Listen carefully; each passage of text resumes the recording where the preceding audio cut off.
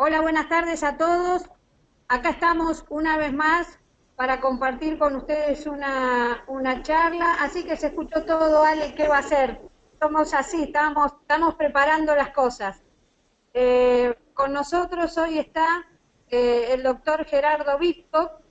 Gerardo es el encargado de cirugía percutánea del Hospital Udaondo. Tengo un problema de audio, Nico. Eh, el doctor Gerardo Biscop, como les decía, es el encargado de cirugía percutánea del Hospital Udaondo, en la capital federal, y él nos va a hablar sobre líneas de alimentación. Como siempre, en cuanto ustedes tengan alguna pregunta, la pueden ir haciendo por el chat. Para organizar un poco más, lo que vamos a hacer es ir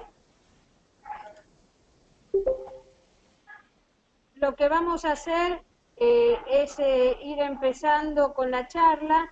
Luego de la charla lo que vamos a hacer es ir cortando cada tanto para contestar las preguntas de ustedes, que por supuesto les pido que nos dejen en el chat. Gerardo, cuando quieras, te escuchamos. Bueno, muchas gracias, buenas tardes a todos, gracias por la invitación. Y bueno, un poco la idea es hablar de ostomías de alimentación. Cuando uno habla de ostomías en general, puede hablar de lo que es de sondas nasoenterales, faringostomía, esofagostomía, gastrostomía, gastrocinostomía o yeyunostomía. Pero cuando uno tiene que decir como ostomías de alimentación, tanto la faringostomía como la esofagostomía son muy raros.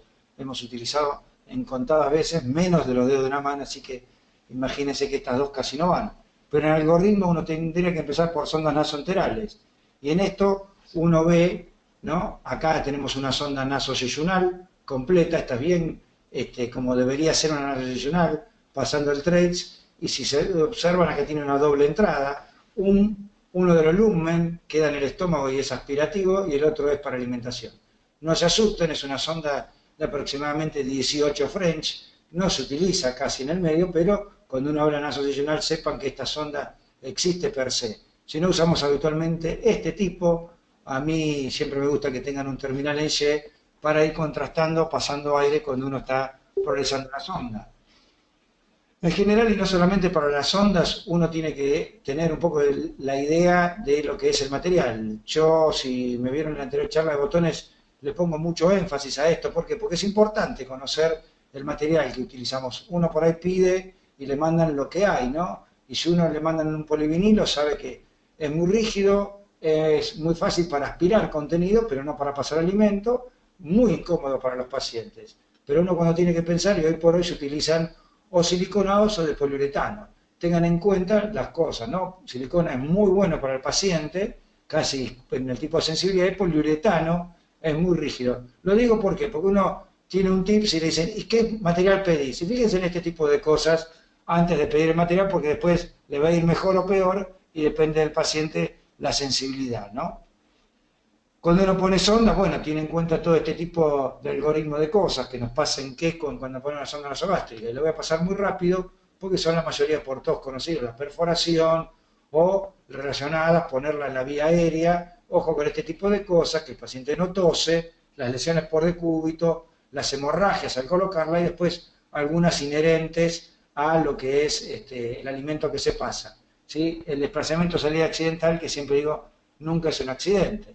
Y uno pone una sonda y dice, bueno, ya está, la ocultamos y ya está. Yo cuando ocultamos esta, no se ocultaba bien, uno pasaba el aire, parecía por debajo del diafragma, pero fíjense que la sondita, que hay una trampa, parece por izquierda, pero si ponemos bien la placa y nos relacionamos bien con el botón aórtico, vemos que está todo, ¿no?, mal colocado, ¿no? Está por el bronquio fuente derecho y la sondita, por más que quede por debajo del diafragma, como me dijo el radiólogo, ya está por debajo del diafragma, esto no es el estómago a ciencia cierta. Otro tipo de cosas, uno pone una sonda, acá si uno le hace exclusivamente la prueba del aire, pareciera que está en estómago, pero si le pasamos alimento, muy probablemente nos quede alto. Acá con otro error técnico, la sonda está caída, ¿sí? Está en estómago, pero tengan cuidado que la sonda se le estaba cayendo al paciente cuando hicieron la placa. ¿Por qué? Porque ninguno de nosotros acompañó al paciente o cuando le hicieron la radiografía. ¿Por qué digo esto? Porque muchas veces se pone el alimento y la indicación es hacer una plaquita. No sea cosa cuando le pasemos alimento, no pasa el volumen, ¿por qué? Porque también este tipo de cosas existen, las sondas se anudan, esto es un tercio medio de soja, fíjense por qué. Porque tenía un nudo que solamente lo pudimos sacar cuando la esterilizamos. Este tipo de recaudo siempre hay que tomarlo. No siempre pongamos una sonda. Acá es un caso que lo traigo porque me dijeron ponerle una sondita, tiene una estenosis a este nivel, vos la vas a poder franquear, claro. ¿Por qué? Porque después para acá accede el duodeno. Pero fíjense que llamaba la atención, ¿no? Esta imagen. Ponemos la sonda y lo que hicimos que, sí, perfecto, va por el estómago, se pinta el duodeno, pero también pintamos esto. ¿Qué hicimos? Acá una fístula, ¿sí? Que nos dio el tumor con fuera del duodeno, ¿eh? Hay que tener mucho cuidado con este tipo de cosas. Y era una sonda nasogástrica solamente, ¿eh? Hicimos una perforación con una sonda. ¿Por qué tener en cuenta esto? Bueno, porque uno siempre le dicen poner una sondita y después llegará el tiempo de hacer la gastrostomía. ¿Cuándo hacemos la gastrostomía?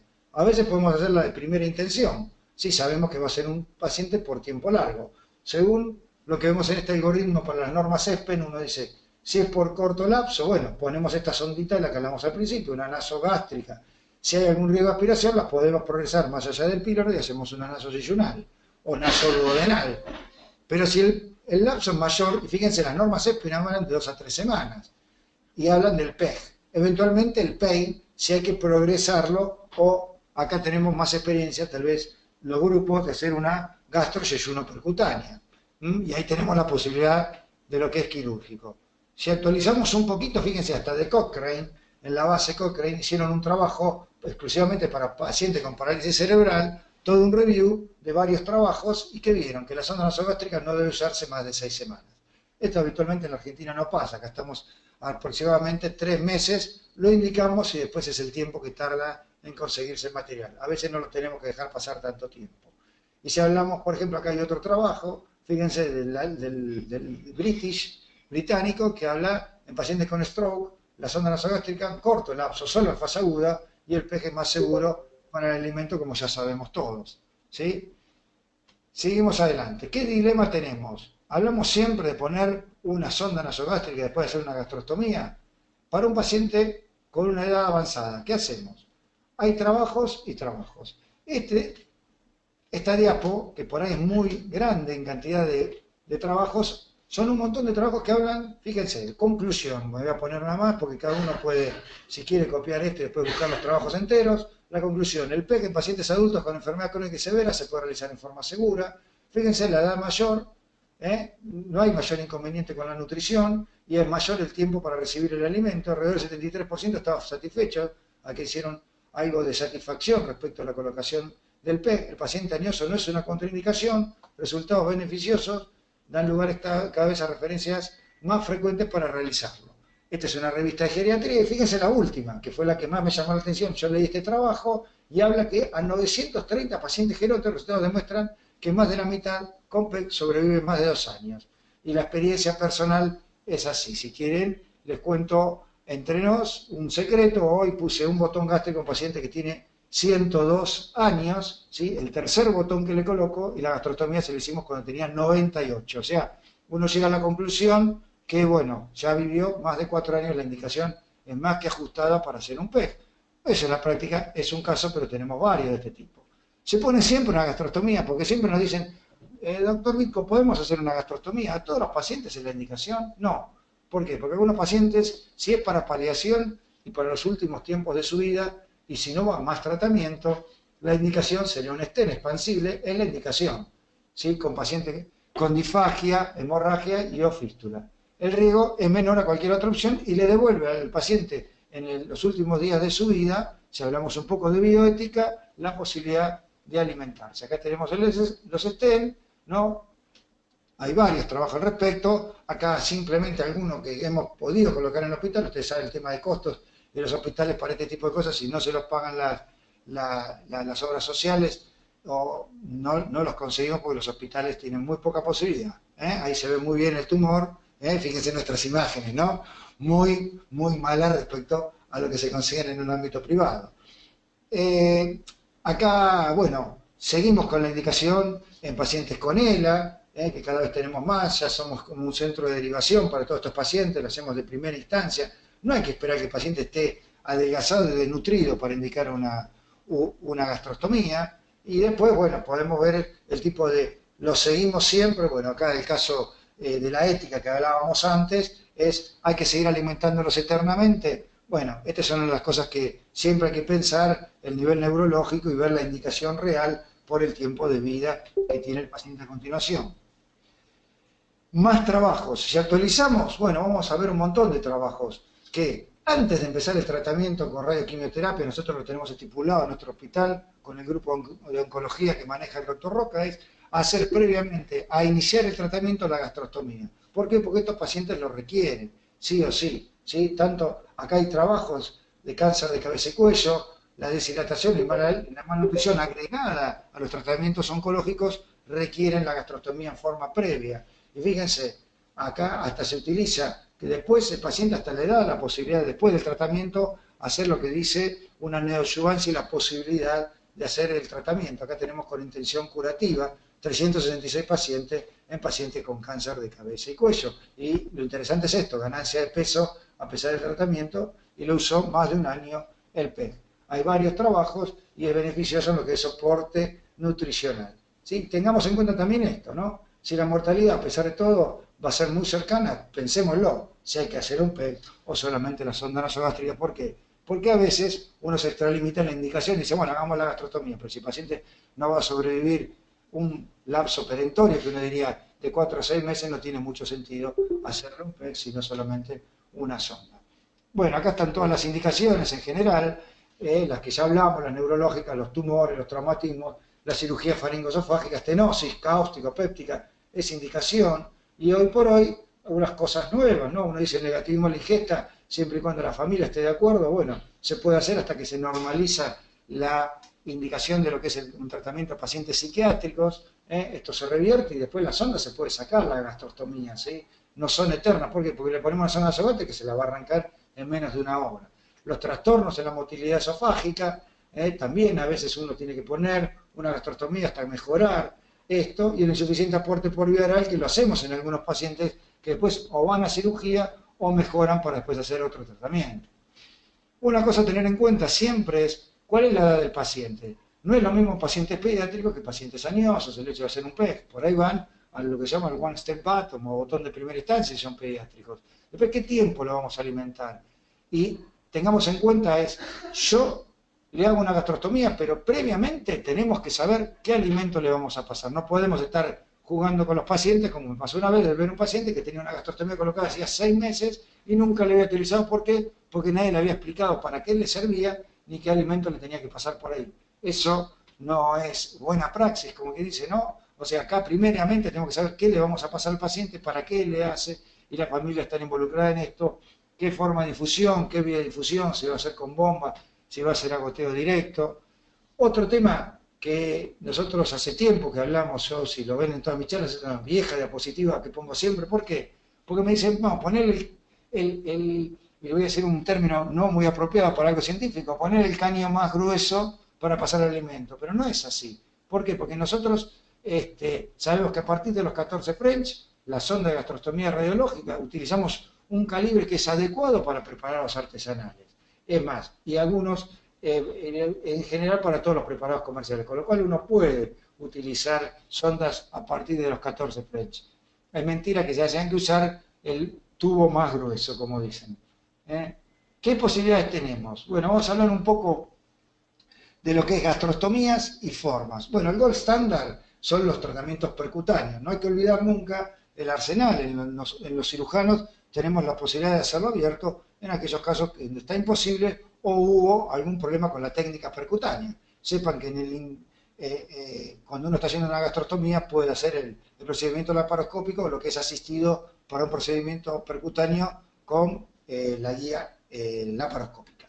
Si uno habla de los percutáneos, bueno, acá están todos, ¿no? El bajo control endoscópico y los que son por imágenes. Tanto radiológico, el más utilizado, y se puede hacer también por tomografía o ecografía en aquellos que tengan un buen manejo de imágenes y experiencia en los anteriores. Este es un algoritmo que utilizo permanentemente en mi práctica. Uno habla de indicaciones. Recuerden que también la gastrostomía puede ser descompresiva exclusivamente o con una gastroyeyunostomía, con lo cual uno hace una gastrostomía descompresiva o una gastrostomía de soporte nutricional, o se convierte cuando hace la gastroyeyunostomía. Después lo vamos a ver más adelante. Si el esófago está permeable, el gol estándar sería, y si las posibilidades están, hacer la gastrostomía endoscópica. Y si está obstruido, lo hacemos por imágenes. Ahí, si el esófago está franqueable, que después lo vamos a ver, uno hace un procedimiento radioscópico, y si no, se puede hacer por ecotomografía o laparoscopía, como ya vimos con antelación. ¿Qué contraindicaciones tiene? Bueno, estas son en general para todos, ¿no? Si hay un trastorno de pared de pared gástrica, o un tumor gástrico infiltrativo, o una gastrectomía o esofagectomía total. En algunas parciales vamos a ver, a veces se usa el estómago como anclaje para una gastrostomía descompresiva del muñón gástrico y un ayuno de alimentación. Y la obstrucción antropilórica duodenal son contraindicaciones absolutas. Pero estas que siguen son relativas. Algunos pacientes con ascitis hay que sopesar qué cantidad de ascitis, si se regenera rápidamente, si la gastrostomía le va a servir de algo, porque sepamos que cuánto es el tiempo de sobrevida de los pacientes. Si están anticoagulados, esto se puede revertir. Y la interposición del cono transverso y el lóbulo izquierdo hepático, bueno, lo vamos a ir viendo cuando veamos los tips, pero más que nada ténganlo en cuenta que puede ser una contraindicación relativa, pero si sufre el estómago a veces el colon se corre y el lóbulo izquierdo hepático a veces nos ha pasado a hacer una gastrostomía a través del hígado y no hemos tenido mayores inconvenientes. Bueno, trabajos miles, ¿no? Que hablan de la elección del PEG, la gastrostomía endoscópica percutánea, a largo plazo en pacientes imposibilitados por usar la vía oral y que genera una baja mortalidad y una mejoría del estado nutricional. Ahí hay 4 trabajos, pero podemos hablar de casi 50 trabajos que hablen de esto. Si uno habla del endoscópico, usted va a decir, uy, doctor, nos trajo croquis, pero les traigo croquis para que veamos qué es lo que vamos a hacer, porque después vamos a ver la técnica en fotos. Si uno habla de la introducción del endoscopio, tiene que reconocer esto, por eso digo, cuando uno hace la endoscopía, insufla el estómago se hace anterior, y tiene que ver este. Este es el paso, yo diría el paso principal, ¿sí? Si nosotros no tenemos una buena transiluminación, este paso pasa a ser peligroso. ¿Por qué? Porque si no hay una buena transiluminación, puede haber algo interpuesto. Entonces esto es importante. También lo que es la digitopresión se tiene que ver bien en el endoscopio, y uno recién ahí se anima a hacer la punción y hacer el resto de la técnica de PEG, que es por tracción. Y ahí se va a ver cómo queda esto, y esto después lo vamos a discutir un poco y lo vamos a ver una imagen de alguien que se le fue un poco en el ajuste del botón. Acá vemos el PEG. Uno, fíjense, hasta le pusimos un target, ¿no? Casi imposible no darse cuenta acá la transiluminación.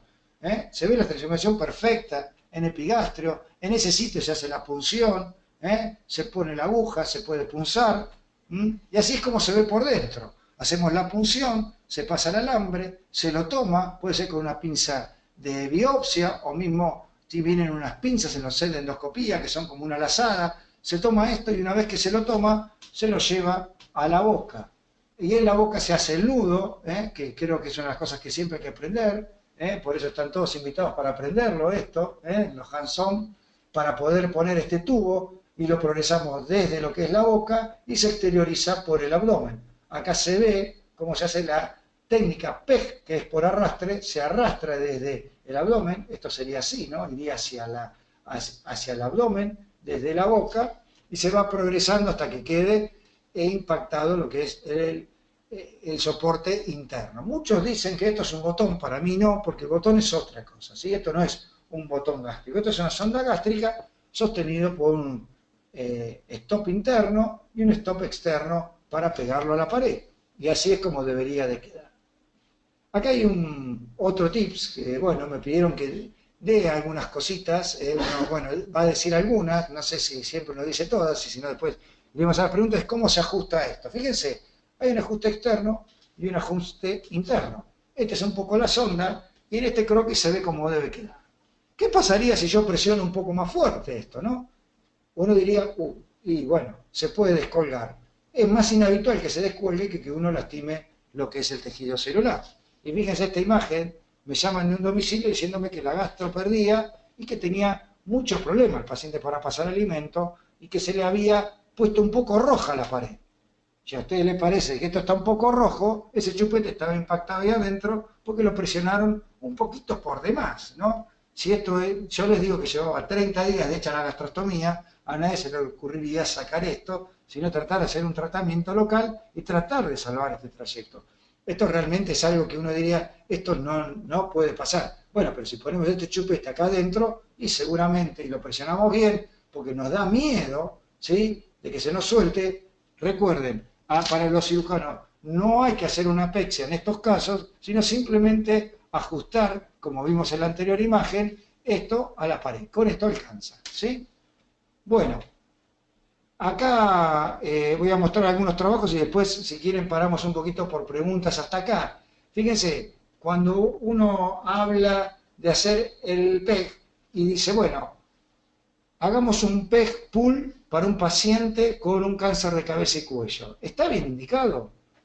Y yo le diría, fíjense, acá hay un trabajo donde habla que puede haber una recidiva por esto mismo que acabamos de ver, que es, si lo llevamos a través de la boca, y lo mismo se da para los que son cáncer de esófago, uno puede tener la mala suerte de llevar, ¿sí?, y trasladar un tumor a lo que es la pared. Por eso, en vez de hacer un PEG pull, habría que hacer un PEG push, que sería directamente punzar bajo visión endoscópica, porque si no tenemos la posibilidad de una implantación tumoral y pasamos de un tumor que era de cabeza y cuello del esófago a tener una compartimentalización en abdomen, con lo cual esto pasa a ser muy riesgoso.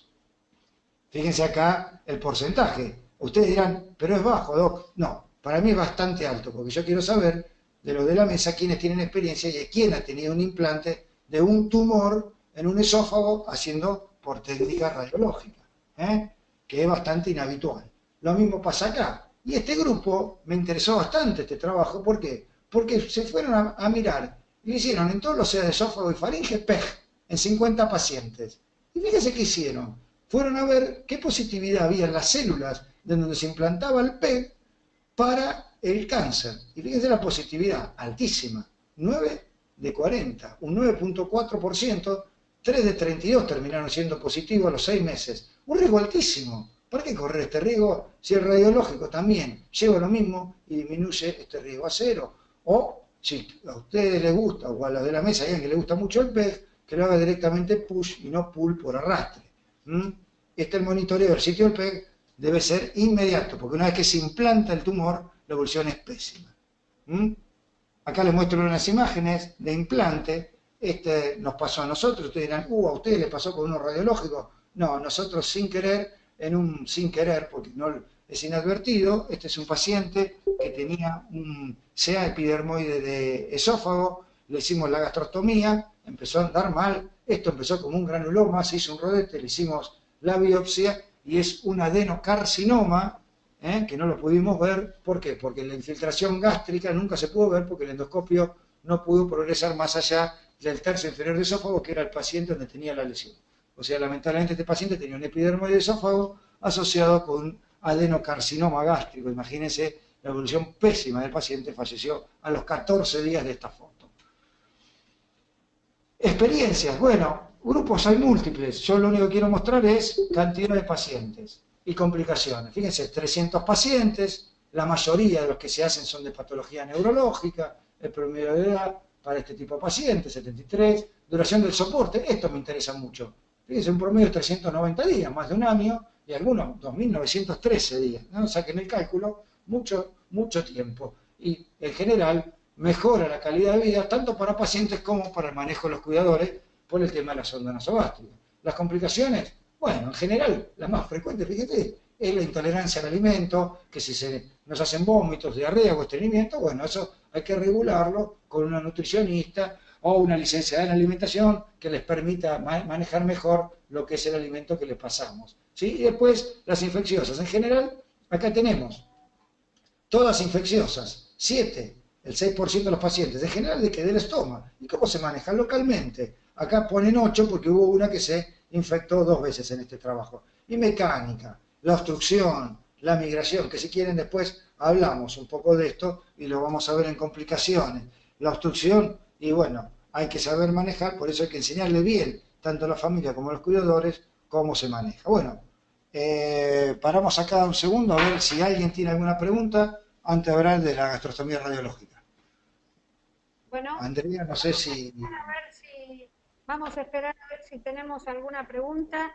Ya la gente sabe que tiene que escribir por el chat, así que bueno, en cuanto tengamos alguna pregunta, Gerardo, te la hago. Bueno, Eh, el tema del hoy- implante, vos sabés que yo no tuve implantes en el sitio de la gastro. Sí, complicaciones locales, eh, alguna infección, eh, que se obstruye el catéter también. En realidad, cuando se obstruye el catéter es un mal manejo por el cuidado de la gastro. Vamos, no, exacto, eh, exacto. Después, muy sí, si querés, después hay una parte de la charla que hablamos exclusivo de complicaciones. Así que si querés, seguimos adelante porque todavía falta. Dale, sin ningún problema. dale, Eh, dale. Bueno, vamos a ver un video, le vamos a mostrar un video ahora, que se presentó en el Congreso Argentino de Cirugía, pero viene muy bien para mostrar la técnica radiológica. Fíjense, lo hicimos en el hospital puramente. Es un paciente joven de 27 años, con una disfagia progresiva desde la niñez, una lesión orgánica en la unión esófago-gástrica, y tenía dos lesiones, un Plummer-Vinson y además esa lesión alta y una lesión más baja, que la vamos a ver mejor acá, que es un epidermoide de esófago.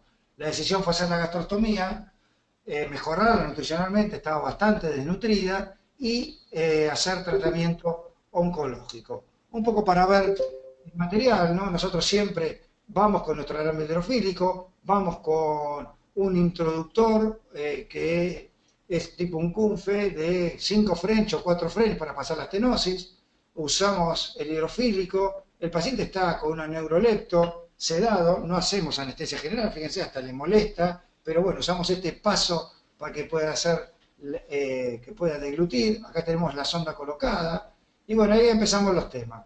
¿Cuánto de aire le ponemos? ¿Cómo ponemos el lugar? Acá se ve en radioscopía la sonda colocada en un sitio ideal. Ponemos a veces un poco de contraste para ver, a ver el tema del estómago. Y bueno, ¿cuánto de aire le ponemos? El aire necesario para ver el estómago bien insuflado. ¿Sí? Algunos dicen, siempre como dice Mariano Jiménez, ponemos más, y esta es una imagen hermosa, que se consigue con un poco de aire y contraste.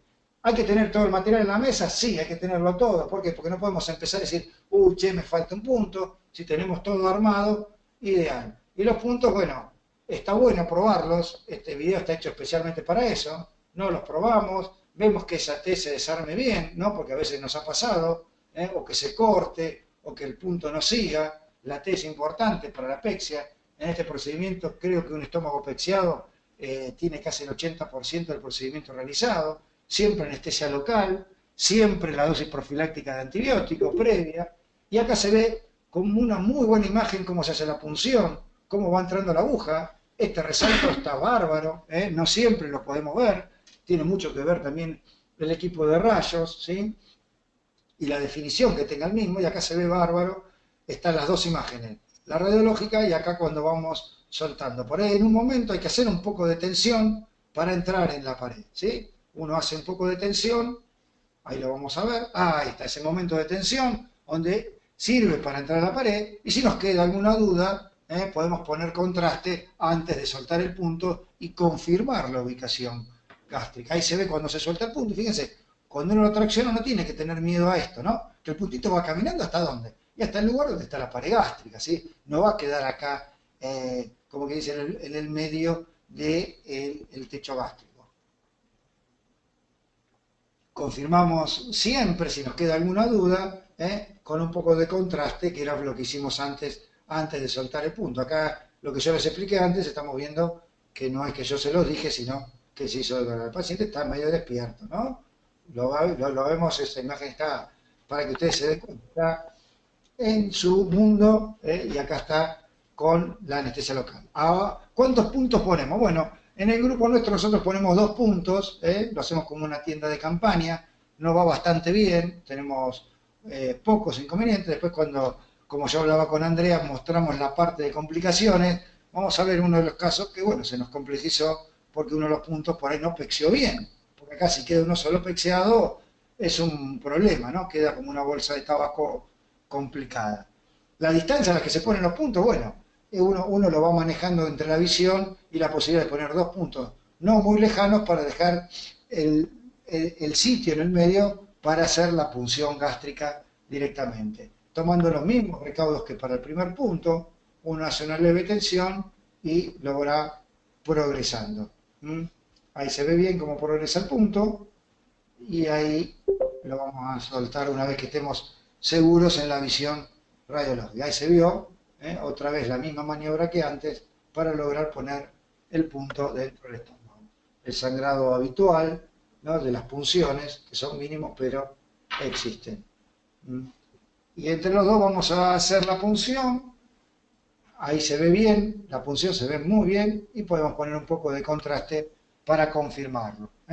También se puede aspirar, se puede poner contraste o hacer aspiración como se ve ahí para obtener contraste.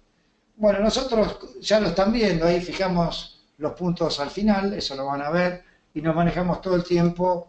Algunos lo hacen en el momento que ya tienen hecha la apexia, eso va variando según la experiencia de cada uno. Si ustedes me preguntan, actualmente a veces lo fijo en el momento, no, depende también del ayudante, si es un residente que recién empieza en formación o no, uno lo va viendo según necesidad también y cómo está la anestesia del paciente. Una vez que estamos con la aguja segura y firmes dentro del estómago, hacemos el Seldinger, ponemos un alambre, los tipos de alambres tipo Amplatz, semirrígido, un Stratif, y ahí se hace una mini incisión para ampliar, mini. ¿Por qué lo digo? Porque lo único que necesitamos es para hacer la dilatación de este trayecto mínimo que va desde la piel hasta el estómago y lograr así entrar dentro del estómago. Dilatamos exclusivamente el trayecto. Hay que tener siempre cuidado en estos pasos de no quinquear el alambre, seguir al alambre, no tratar de que uno diga, bueno, lo hago así o así, no, hay que seguir el alambre y eso se ve con la guía radiológica. Uno no se puede permitir quinquear un alambre y menos en este momento en que está todo recién formándose. Ahí se ve bien, nosotros hacemos una dilatación secuencial, en este caso se puso un tubo de 14 French, hicimos una dilatación progresiva de 8, 10, 12 y 14 French. La maniobra, bueno, fíjense cómo se puede hacer una progresión bajo visión como vimos o una maniobra tipo embarajo de campana para lograr ir haciendo que esto se dilate de a poco. Fíjense los cambios que se van viendo, se va perdiendo también un poco de aire, a veces hay que agregar aire al estómago, porque bueno, esto va disminuyendo la cámara y uno lo tiene que ir manejando. Este tipo de cosas a veces son peligrosas, esto que se gire el alambre y uno lo tiene que ir viendo. Acá en el video se ve muy bien, esto hay que hacerlo antes, desarmar el pigtail, constatar que el pigtail se arma, no podemos poner el tubo y después decir, uy, el pigtail no se arma, tenés que sacarlo para ver por qué no se arma, esto va previo, hay que ver bien que esté bien el hilo, que después se va a traccionar para hacer el pigtail, y bueno, siguiendo el Seldinger, uno va colocando un tubo, acá se ve el tubo de 14 French con pigtail, también sabemos que en el mercado hay otros dispositivos con Pilleway y que son los Gasti, que ponen un tubo de 14 French, pero hay que hacer una dilatación un poco más de 17 French. Una vez que estamos seguros por dentro, bueno, se pone un poco de contraste, se puede aspirar aire, ahí se ve bien el contraste que está entrando, podemos poner aire también, ahí se ve que se pone contraste y aire y va aumentando el estómago de a poco, ahí lo hacemos a propósito y esto es exclusivamente para este video, ponemos líquido, después van a ver que le vamos a poner aire y después vamos a hacer una aspiración, una imagen que se ve para los que hacen estudios radiológicos a la vieja usanza, se va a ver un estómago con la unión de lo que es líquido y aire. Ahí se ve bien la salida del líquido gástrico y esta es una imagen que yo quería que vean porque tiene que ver cuando ponemos el aire, uno va viendo cómo se insufla el estómago con todo el contenido. Acá el paso final, ahí estábamos armando el pigtail, la tracción tiene que ser una tracción moderada.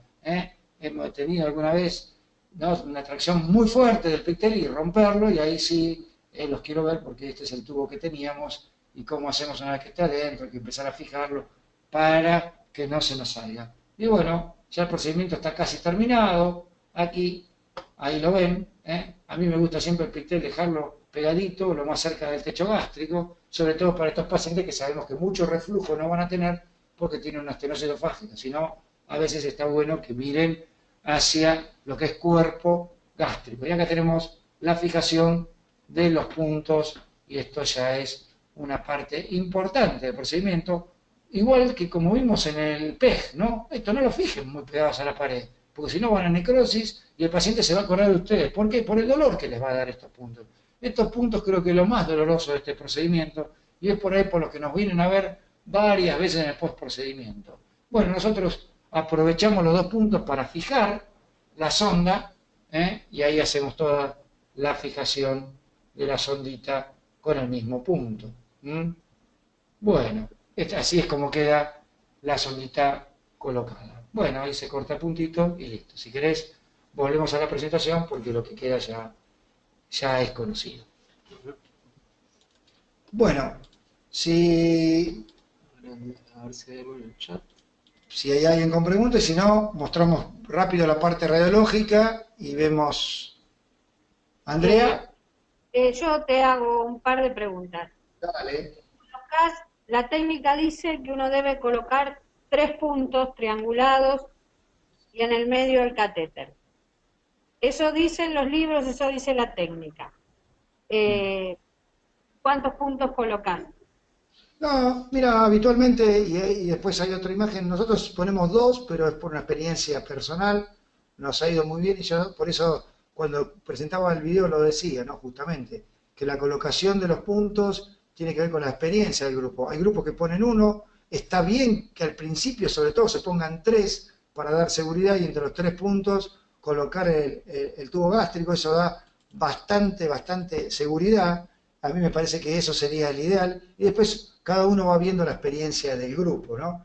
A nosotros ponemos dos, nos ha ido muy bien. A veces hay que usar el tercero porque algunos de los puntos quedan mal colocados, ¿no? Pero por eso yo digo que en la mesa hay que tener todo. Después uno utiliza lo que le es más práctico y le da mejores resultados. La siguiente pregunta es, ¿siempre dilatás con todos los dilatadores hasta llegar a 14 French? Sí, hemos tenido una mala experiencia, ¿no? Hubo una vez un residente que, bueno, se le cayeron los dilatadores y quiso ir directamente al 14.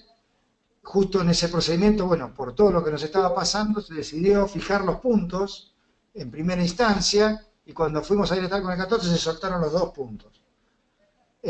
Uno dice, wow, y ahora, bueno, ahora hacerlo todo de nuevo. ¿Por qué? Porque, bueno, da mucha tensión y por más que mantengas el alambre por dentro, tuvo que pexear de nuevo y lo que dice la técnica es hacerlo uno por uno para no tener estos problemas, ¿no? O sea, yo siempre digo, una vez te pasa, tenés un problema, no hay que reiterarlo. Bueno, yo te cuento, nosotros casi siempre usamos un solo punto. Con Lo la sé. práctica, no sé, con la práctica y con las sucesivas maniobras que uno va a hacer, que tiene que ver con la experiencia, en realidad, si vos lo fijás con un punto y haces la técnica rápidamente, no hay mayor problema. Es cierto que cuando uno empieza tiene que poner los 3 puntos, porque sosteniendo el estómago a la pared se evitan la mayoría de las complicaciones, o la más grave de todas en realidad, que es que se te desprenda el estómago, que tengas que te quedes con el agujerito en el estómago y no sepas qué hacer. Porque en realidad a uno se le desprende el estómago cuando está en la mitad del procedimiento. No es cuando pone la aguja ni cuando pone el alambre, sino cuando puso el catéter y el catéter quedó a la mitad y el estómago se desprendió y tenemos el agujero en el estómago, no podemos seguir porque el estómago se desinfló, el aire en la cavidad. Cuando uno no tiene experiencia tiene que poner los 3 puntos. Y también es cierto que cuando el procedimiento viene complicado, a veces hay que parar y poner otro punto. Los puntos no le van a hacer nada al paciente, y cuanto más puntos uno tenga, tiene fijo el estómago a la pared. Tenerlo todo el tiempo inflado es lo que hay que hacer. Tenemos que tener una persona que nos ayude con eso, y por supuesto siempre está más ¿Más? ¿Le pongo más? Como vos dijiste recién, Mariano siempre dice, siempre más y más, y a veces uno dice, bueno, ¿hasta cuándo? Mucho, mucho y todo el tiempo, porque es la única manera, tener tenso a la pared del estómago, tener agarrado el estómago, es la única manera de poner a hacer el procedimiento rápidamente. Tener todo en la mesa, la gastrostomía, igual que la colostomía, que la colecistostomía, tiene que hacerse rápido y con pocas maniobras. Y la verdad es que nosotros no estamos dilatando tanto. Hemos tenido problemas por una cosa y por otra. Tuvimos problemas por dilatar con 8, 10, 12, porque en el tiempo que se tarda en saco un dilatador, pongo otro, saco un dilatador, pongo otro, se sale el aire, se queda con neumo, se queda con dolor, podés desprender todo.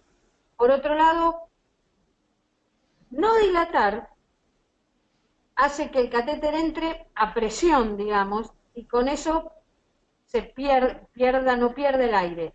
Pero si uno no lo hace rápidamente y no lo hace bien, ahí es un problema, que también tuvimos, por no dilatar. A lo mejor uno podría hacer una cosa intermedia y es poner un dilatador y no más que eso, a cerciorarse que el alambre que uno tiene no sea un alambre hidrofílico, sea un alambre por lo menos un 0,35 o 0,38 común al Amplax, porque es lo que te va a dar más rigidez. Sobre todo si uno pone un catéter de 18 French. Los catéteres de 18 French son mucho más difíciles de poner, porque hay que dilatar mucho para que el catéter entre sin que el estómago se repliegue. Me dejo de hablar yo y hay acá una pregunta que dicen, si no hay ningún set, ¿cómo harías vos una gastrostomía? Bueno, o sea, acá siempre hay posibilidades, ¿no? O sea, yo dije ahí en el tips cuando mostré el video, el tema es tener una buena apexia, ¿sí? Porque si yo no tengo una buena apexia, ese sería, hay forma de hacer los puntos caseros, lo sabemos, hay posibilidades de armar algo y lograr hacer algo previo, de decir, bueno, armo los puntos caseros, hacemos la punción, ponemos un alambre y después ahí hasta sabemos que se puede poner hasta una Foley. No es lo mejor, hay que tener algún dilatador, en ese caso sí o sí, porque si no, no tiene fuerza la sonda. Tengan en cuenta que tiene más complicaciones, eso es así. Hay que tener algún material, no sé, de mi experiencia, que nos ha pasado alguna vez, algún material que sea mínimo, siempre hay que tener. Algún dilatador, como bien dijo Andrea, y siguiendo tu línea, y por ahí yéndome un poco a la pregunta es, recuerden que hay un set que tiene solo dilatadores 12 y 14, no tiene 8, 10, 12, 14, con lo cual, por ahí con menos dilatadores, estoy de acuerdo con vos, que esto es un video para este material y el otro material tiene 12 y 14, con lo cual, teniendo algún dilatador y usando eventualmente una Foley, sabiendo alarmar bien para que tenga un orificio en la punta y se pueda progresar dentro de un alambre, alguna vez lo hemos hecho, ¿sí? No es la indicación y no es un poco la idea de una charla científica, ¿no? Sí, lo que sí yo no usaría, aunque a veces uno se ve tentado de hacerlo, es el multipropósito. Si bien es lo que pero el multipropósito tiene fenestras muy chiquitas, con lo cual no sirve. No nos sirve para poder alimentar al paciente. El mayor problema que tenemos no es tanto el diámetro, sino la fenestra. El multipropósito tiene una fenestra que es mucho más chica al de la gastrostomía, con lo cual, salvo que le demos agua, el resto se va a tapar. Entonces, ni siquiera poner un multipropósito de 14. Siempre la fenestra es mucho más chica que la de un 14. Acá preguntan, no, acá dicen, en realidad el doctor Barroso dice que lo armado te lleva al fracaso. Y es cierto, a veces el atamos con alambre típicamente argentino lleva a que el procedimiento no funcione. Y tampoco hay que hacer el mix, le pongo un tubo de esto, un tubo del otro. Una vez que está hecho el trayecto, una vez que se hizo la gastro, Si al paciente la gastrostomía se le salió y ustedes no tienen otra y le ponen una Foley, bueno, se queda con la Foley, sobre todo en el ámbito hospitalario. Con todos los riesgos que tiene de ponerle una Foley, porque uno le pone una Foley, la Foley progresa, atasca en el píloro y el paciente viene vomitando y uno no sabe qué tiene y la familia dice, pero el tubo se va para adentro y sale, se va para adentro y sale. Ahí tengo las complicaciones, ahí esos lo van a ver en las complicaciones, se ve perfecto. Es 15 verdad, porque la minutos. Foley no es lo adecuado para este tipo de procedimientos. Bueno, Pasa, sigamos. pasa con un gasting, así que puede pasar también con una Foley más fácilmente, ¿no? Bueno, sigamos. Tenemos 15 Dale, minutos. dale, dale que nos corre el tiempo. Vamos, vamos, ¿Dónde vamos. vamos al otro Vamos. video? No, no, no, a la A la charla. charla. A la charla, sigamos la charla. Bueno, acá voy bien rápido porque esto ya lo mostré. Fíjense, la técnica pone esto. Este es bien para aprender. Fíjense el colon cómo queda, la técnica con los dos puntos y cómo queda el tubo. Así, justo en un control tomográfico. Fíjense cómo queda pegado a la pared. Esto es muy interesante. Esta foto me encantó porque, bueno, se ve bien el pigtail. Esto es a 8 meses de hecha la gastro. Y después trabajos. Bueno, trabajos que apoyan a hacer la gastrostomía radiológica, pero sobre todo los pacientes con cáncer, fíjense, cabeza y cuello, que era lo que charlábamos antes. Y esto, la conclusión de este trabajo a mí me encantó. Ponen varios pacientes, por ahí nosotros, bueno, los grupos de ustedes, el nuestro, y algunos otros que tienen bastante pacientes con gastrostomía, fíjense, pero llegan a una conclusión importante. Hicieron gastrostomía de todas formas, catéter con pigtail, sin pexia, con balón, sin balón. Ustedes lo ven, iban cambiando según pasaban los años, ¿no? Porque fíjense los años del trabajo. Y la indicación final es gastropexia siempre, porque yo vi algunos que hacen la punción y nada más.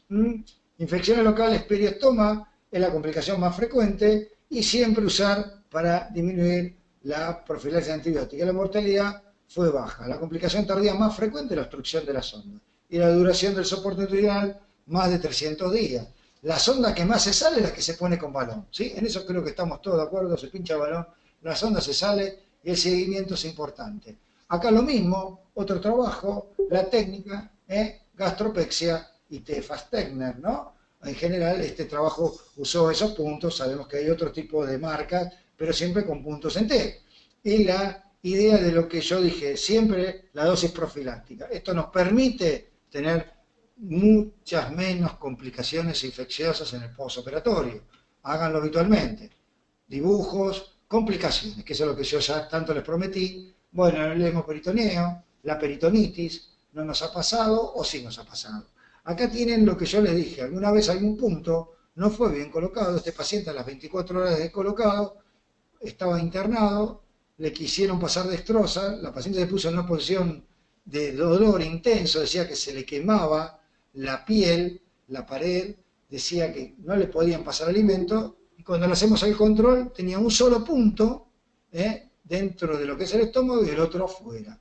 Cuando le pasamos alimento fue mínimo y después, bueno, la reoperamos y vimos que esta parte de la sonda, aunque ustedes no se lo crean, está dentro del estómago y todo esto está afuera, que se armó con mala técnica el pigtail e hicimos una peritonitis y solo tenía un puntito de los que se colocan para pexia, que ya charlamos recién con Andrea, la cantidad de puntos, si nos quedan dudas, hay que poner más puntos. Y un detalle que por ahí se me pasó por alto, lo quise agregar. Fíjense el estómago, en estómagos chicos o que fácilmente se vacían, por ahí hay que poner o más aire o más puntos para que no, como quien dice, para que no se nos escape, para tenerlo bien pexiado y poder hacer la gastrostomía, si no, se nos mueve. Sepsis no hemos tenido, y sí lo que es una disfunción respiratoria profunda que lleva a la muerte al paciente. ¿Por qué?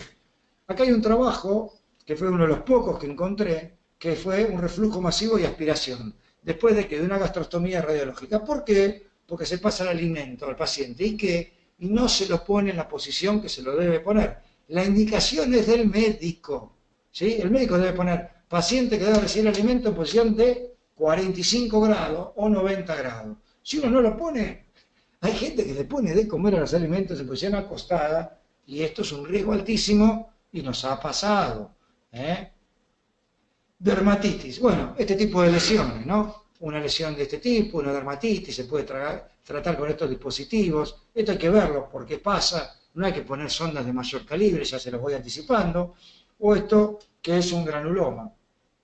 El desplazamiento de Lodgement, acá lo vemos, como hablábamos con Andrea, este es un paciente a todos les pasa con una fole, bueno, yo como quien dice, cuando uno mucho hace, a veces les pasan las cosas más raras. Esto es un pigtail, fíjense el pigtail, progresó al duodeno, esto en amarillo es el lugar donde está el estómago, la sondita se le metió toda al paciente, llevaba ya más de 5 meses hecha la gastrostomía y apareció en otro hospital, si lo conocen, el Hospital Pena, con un dolor y un paciente en posición maometana. Lo primero que hizo el médico que lo recibió, trató de recolocarle la sonda traccionándolo y casi el paciente lo amasija. ¿Por qué? Porque esto da mucho dolor intenso. ¿Y qué hizo el paciente? Traccionó el duodeno para llevar la sonda de nuevo al estómago, y obviamente eso es lo que no hay que hacer.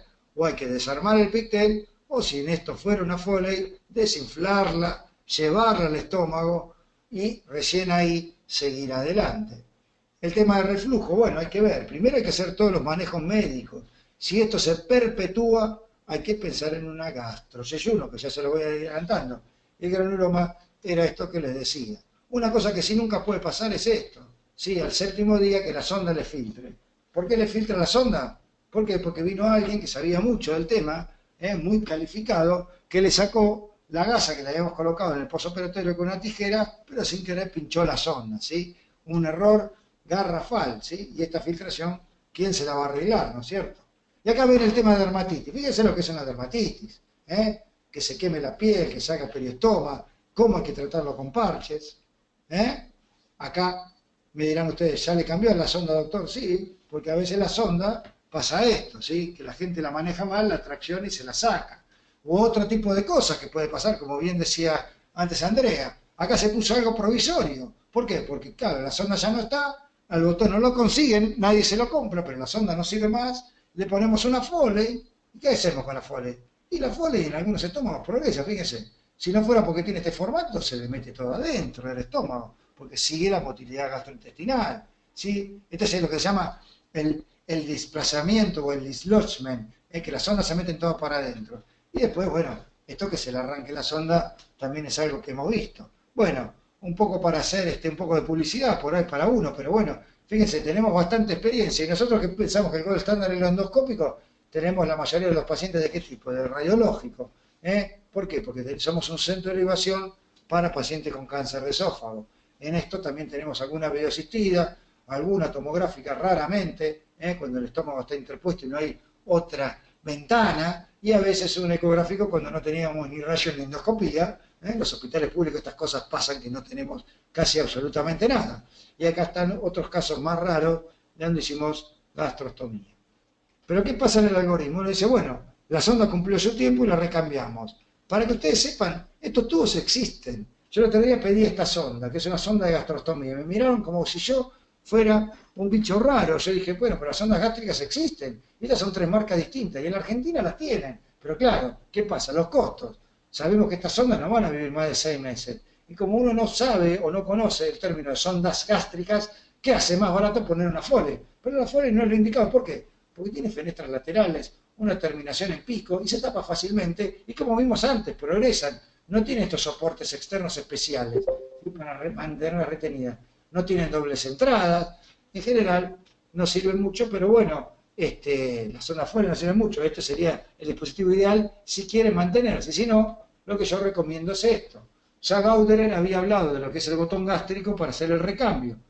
¿Requiere siempre gastrostomía previa? Bueno, algo hablé del One Step Button. Hay experiencia, si se pone botón de primera instancia, sí. En casos seleccionados, teniendo la disponibilidad de todo el material en quirófano. No vamos a tener tiempo ya de charlar de ese tema. Así que vamos a detener ahora a hablar un poco de botones. Fíjense que no hace así. El tiempo 84. Sí, paramos ahí, decime. Tenemos muy poco tiempo. Sí bueno. O sí, tenemos que cortar a las 8 porque tenemos, YouLearning tiene otra actividad a las 8, así que esta vez tenemos que cortar, no nos podemos extender. Esto es un poco el tema de botones y lo único que hago es mostrártelos y así es la técnica de colocación del botón. Que ustedes lo saben que yo lo hago en forma directa, algunos ponen un alambre y lo hacen en forma radiológica. Lo importante es conseguir esto, llevar a esto al paciente y que se pueda volver a hacer ambulatorio o hacer todo lo que requiere para la rehabilitación. Bueno, esto es un poco el pantallazo de ostomías de alimentación. Vamos a Decime. dar estos últimos minutos por si alguien tiene una pregunta. En realidad les quiero decir lo que ya les dije el día martes. La semana que viene, el fin de semana que viene, todos vamos a estar juntos en el curso precongreso de la asociación. Gerardo va a estar con nosotros y es el encargado de mostrarles en los animales cómo se hace todo esto. Sí, sí, todo esto, se hace todo esto que les contó hoy. Y van a poder hacerlo, por supuesto, en el modelo animal, no en una persona al momento, pero bueno, para eso tenemos es la manera de aprender, la mejor manera de aprender es esta de tener los modelos animados. Podemos hablar un montón de tiempo, como todo, podemos hablar de los botones. Yo con los botones no me llevo bien, tengo mala experiencia con los botones, se me rompe el botón, se me rompe el trayecto, y hago gastrostomías y tengo un montón de botones puestos, pero sigo, cada vez que tengo que poner uno me molesta, porque me trae algunos inconvenientes. No es tan sencillo. Y operativamente, o digamos, para el paciente, salvo que el paciente deambule, que es más cómodo, sobre todo en los pacientes con un tumor, porque deambulan, porque van a hacerse la quimio, por lo que fuere, que se ponen arriba la camisa, la remera y está, digamos que el confort es mucho mejor, el manejo no es mejor, porque tiene que ponerse el conector, porque se puede romper la válvula, porque a los enfermeros les es más fácil manejar la sonda que esto, pero bueno, se ponen y se usan. Pero bueno, es una discusión que también vamos a tener en el curso del fin de semana. Tenés tu charla el fin de semana y además de tu charla tenés 2 días a la mañana y a la tarde de hands-on para explicarles. No sé si sabés que tenés que estar los 2 días. Así que vamos a trabajar sábado y domingo. ¿Alguien Vamos. que quiera hacer alguna pregunta? Es ahora el momento, hay 2 minutos. Al cabo de los 2 minutos la transmisión se corta, se destruye para siempre. ¿Alguien que quiera preguntar algo?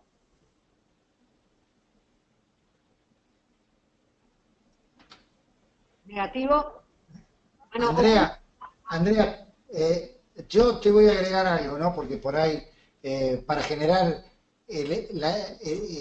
la disponibilidad de decir, bueno, la seguimos en el hands-on, pero bueno, yo puedo hablar de una experiencia de 500 botones y la posibilidad de, no solamente de colocarlos, sino qué le brinda a los cuidadores. Estoy de acuerdo con vos. Hay gente que tiene un manejo pésimo, pero aquellos que tienen un buen manejo pueden decir que les sirve. Y aquellos que nos pueden contar, ¿no? Porque no todos nos pueden contar, pero aquel neurológico que está con una sonda que cuando lo giran se les engancha en la baranda o no lo saben lavar o qué sé yo, por ahí les sirve. Y si están en rehabilitación, ese es el paciente ideal. Estoy de acuerdo con vos. El que deambula y todo eso, bueno, lo tiene debajo de la ropa, no se le nota, pero al otro, a ese le sirve un montón. Yo, y bueno, vos lo sabés, yo abogo en esto, y bueno, qué sé yo te puedo decir, hoy coloqué 2 botones en la tarde, para mí es algo simple porque creo en esto, y bueno, y hay toda una discusión, y estoy de acuerdo con vos, y bueno, algunos tienen mejor experiencia, y es como todo grupo, ¿no? Uno dice, bueno, a mí me va mejor, a otro le va peor, bueno, tiene que ver con todo el manejo y el seguimiento, porque lo que más requieren estos pacientes es seguimiento, es casi estarle todo el tiempo encima. Bueno, no sé si hay alguien más y si no... bueno, no tenemos preguntas, el tiempo se nos acaba, los esperamos a todos.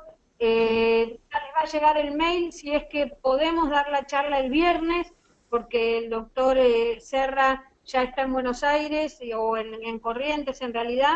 Si él tiene disponibilidad, nosotros vamos a mandarle mañana temprano el mail para que ustedes se anoten al curso para la charla de la paroscopía. Si no podemos coordinarla porque es un día que no estaba previamente estipulado, las charlas las vamos a continuar el día lunes. Les agradecemos a todos que hayan estado, como siempre, a Gerardo por la colaboración, nos dice que sí enseguida y siempre está dispuesto, así que Gerardo, gracias y te vemos el 12 y el 13. Muy bien, Nico, nos vemos ahí para me seguir conecto a la otra. Gracias, Gerardo, y a ustedes por acompañarnos. Chau, gracias. Chao, hasta luego, buenas noches.